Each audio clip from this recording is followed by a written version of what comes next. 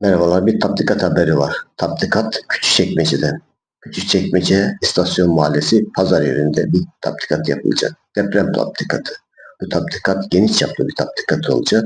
Çevre illerle birlikte Afet Koordinasyon Merkezi'nin koordinasyonunda yapılacak.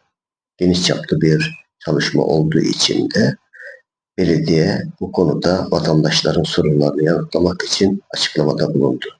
Belediye Başkan Yardımcısı Gökhan Aygün, 26 Kasım Çarşamba günü başlayacak tatbikat 36 saat sürecek.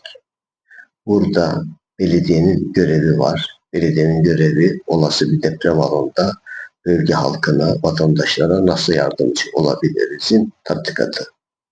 Bu tatbikatla ilgili Belediye Başkan Yardımcısı Gökhan Aygün'ün bir ricası daha var. O da vatandaşların görevlilere yardımcı olması. Hoşçakalın.